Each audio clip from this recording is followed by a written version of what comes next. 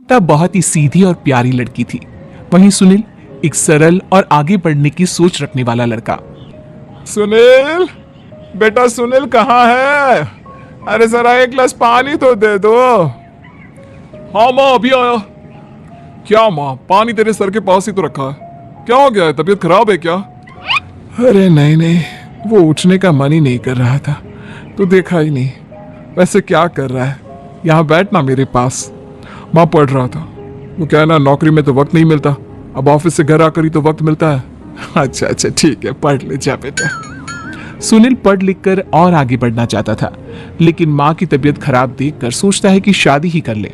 कब तक माँ का ख्याल वो अकेले रख पाएगा? तो एक दिन, माँ ये ममता है, मैंने इससे शादी कर ली है।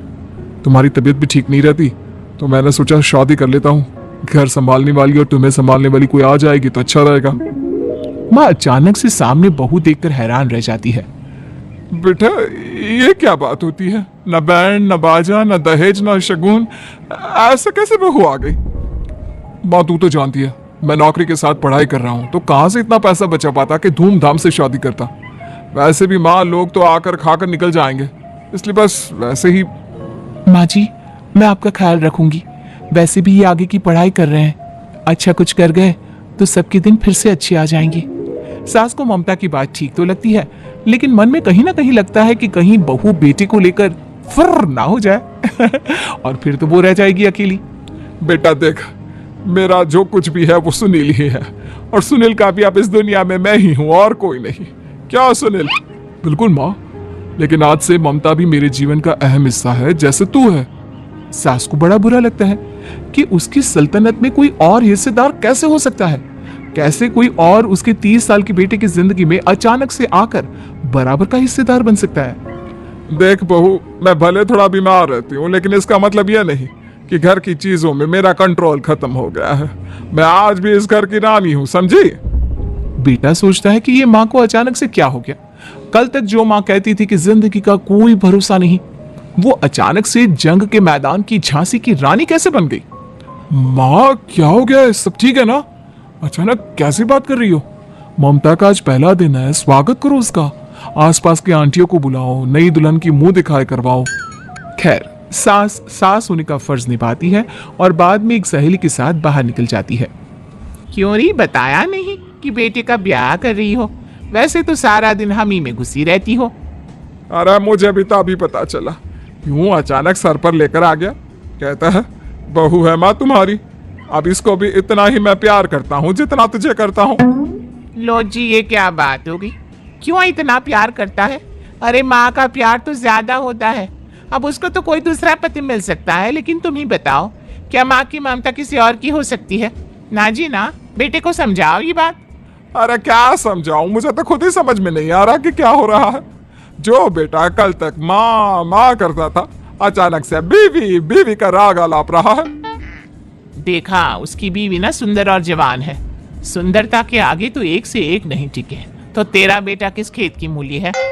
सास को भी समझ में आ जाता है कि बहू की सुंदरता के आगे माँ का प्यार किसी काम का नहीं। उधर बीवी, ए जी अम्मा जी सहेलियों को छोड़ने गई थी, अभी तक आई नहीं, हम देख आए क्या? अरे रहने दो ना, आ जाएंगी। कहाँ जाएगी, उनकी आदत है, एक बार जाती है तो पूरी पंचायत खत्म करके ही आती है। अच्छा ही है, खाना वाना खाकर गई होगी। छोड़ो ना, घूमेगी तो खाना पचेगा, नहीं तो ऐसे ही खाट पकड़ लेगी। बहू भी शांत हो जाती है। उधर सास सोचती है कि आज थोड़ा देर से ही घर जाती हूँ, जब बेटा परेशान होकर ढूंढेगा तब मजा आएगा। बीवी को खुद ही पता चल जाएगा कि माँ के आगे उसकी दाल नहीं गलेगी। लेकिन वहीं दूसरी ओर घर पर, ए जी माँ जी अभी भी नहीं आई, हमको तो घबराहट हो रही है कि क्या करें, जाकर पता करें किसी के घर। अच्छा कहाँ जाओगी ये भी बता दो। पहला दिन है तुम्हारा इस घर में और एक ही दिन में मोहल्ला छानोगी क्या?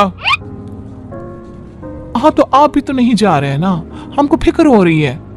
अरे यार ये रोज का है अम्मा का, खाओ और सो जाओ। बस फिर क्या था। बेटा बहू खाना खाते हैं और कमरे में सोने चले जाते हैं। उधर जब सास को कोई देखने नहीं आता तो वो हार कर घर आ जाती है, जहां वो देखती है कि सारे घर की लाइट्स बंद है। सास को गुस्सा आता है, बहू, ममता बहू कहाँ हो? लेकिन सारे दिन की थकी बहू को ऐसी नींद आती है जैसे किसी ने भांग की गोली खिला दी हो। वो तो नहीं उठती। उठकर आ जाता है बेटा। अरे क्या बात है अम्मा, काहे चिल्ला रही हो? अरे सो जाओ ना, सुबह की थकी है बहू, वो सो रही है। जोर से बोलोगी तो नींद खुल जाएगी उसकी। माँ को गुस्सा आ जाता है। फिलहाल तो सो जाती है, लेकिन मन ही मन ढेर सारा जहर बहू के लिए भरा होता है। सुबह बहू चाय बना रही होती है कि सास धीरे से गैस तेज कर देती है, जिससे चाय का बर्तन जल जाता है। और जैसे ही बहू चाय का बर्तन उठाती है, उसका हाथ जल जाता है। मेरा हाथ जल गया। वो जोर जोर से चिल्लाकर इधर उधर भागती है कि सास थोड़ी देर में उसके हाथ में पानी डाल देती है। हाय रे बहू, क्या कर रही हो? पहली बार रसोई छुई हो क्या? सासू माँ गलती से गैस तेज रह गई थी और बर्तन जल गया, जिससे मेरा हाथ जल गया। हाय रे, कितना गंदा दाग, छी छी छी छी, मुझे तो उल्टी आ रही है तेरा गला हुआ मांस देखकर। तू ना मुझे अभी साथ से खाना मत लगाना। बहू भी खुद का हाथ देखती है तो उसे भी रोना आ जाता है। कुछ दिनों के बाद सास की सहेली आती है, बहू चाय बनाकर लाती है। उसके जाने के बाद सहेली कहती है, बहू की सुंदरता ऐसी है कि कोई भी दीवाना हो जाए। वैसे तेरे बेटे का क्या हाल है? अरे वैसा ही है, बहू के पीछे लट्टू। क्या करूं, कुछ समझ में नहीं आ रहा। मैंने तो बहू के चेहरे पर दिवाली के पटाखे की चक्री फेंक दी, उसका पूरा चेहरा जल गया। अब देखो ना रही सुंदरता, और ना ही अब मेरा बेटा उसे पूछता है। अरे अब तो वो उसे छोड़कर दूसरी भी देखने को बोल गया है मुझे। बहू सारी बात सुन रही होती है। आंटी एक बात बताइए, क्या भरोसा है कि दूसरी सही आए और आपके अनुसार रहे? देखिए आंटी, मेरी सासू माँ को गलत बात सिखाने की जरूरत नहीं है। हमारा परिवार साथ में खुशी से रह रहा है। देख बहू, मेरी सहेली की बेइज्जती ना कर, वही अच्छा रहेगा तेरे लिए, समझी? बहू नहीं मानती है। वो बार बार उनकी सहेली को घर से निकल जाने को कहती है। तभी सास की सहेली पास के चूल्हे से लकड़ी लाकर बहू के चेहरे पर लगा देती है। बहू जोर जोर से रोने लगती है। अरे ये क्या कर दिया? मैंने कहा किया, ये तो तूने किया। तू ही नहीं चाहती थी कि बहू बेटे के साथ रहे, भला मैं क्यों करूंगी? मैं तो चली, निपटो अब। बहू रो रही होती है, दर्द से चिल्ला रही होती है, लेकिन सास उसे डॉक्टर के पास नहीं ले जाती। तभी पति आता है। क्या हो गया ममता? ये दाग कैसे लगा? तुम कैसे जली? ममता कुछ नहीं कहती, बस दर्द से करा रही होती है। पति माँ की तरफ देखता है। हो ना हो माँ, ये पक्का आपका काम है। आप ही ममता से जला करती थी ना। देखना माँ, अब पुलिस आएगी, केस बनेगा, लेकिन पहले मैं ममता को अस्पताल लेकर जा रहा हूँ। सभी अस्पताल जाते हैं, जहां डॉक्टर ममता की सास से कहते हैं, आपने तो नहीं जलाया ना बहू को? अब ममता की सास के तो पसीने छूट रहे होते हैं। वो घबरा कर कहती है, ना ना डॉक्टर साहब, कैसी बात करते हैं? हम क्या जलाएंगे अपनी बहू को? डॉक्टर ममता के पति से पूछते हैं। देखिए, क्योंकि ये ससुराल में जली है तो मामला पुलिस का बनता है, तो आप पहले पुलिस को बुलाइए, तभी इलाज पूरा होगा। सास डर जाती है कि अब तो बच्ची जिंदगी जेल में ही रहना होगा। रहने दीजिए ना, पुलिस को क्यों बुलाना? सारी हंसी खत्म हो जाएगी जब पुलिस के डंडे पड़ेंगे। बहू को जलाना भले ही बहुत आसान हो, लेकिन उसके बाद सारी जिंदगी जेल की हवा खाना। सास डर जाती है। पुलिस आती है। पास लेटी दर्द से करा रही ममता स्टेटमेंट देती है। तो क्या हुआ था? कैसे जली आप? ममता पास खड़ी सास को देखती है। बेटी बताओ, कैसे जल गई तुम? ओए, काका किरण वाली शाहरुख, चुप, बिल्कुल चुप। सास चुप। सभी इंतजार करते हैं कि ममता क्या बोलेगी। जी मैं खाना बना रही थी, लकड़ी उड़कर मेरे ऊपर गिर गई और मैं जल गई। सास बहू की बात सुनकर रोने लगती है। देखा माँ, कितनी समझदार है ममता।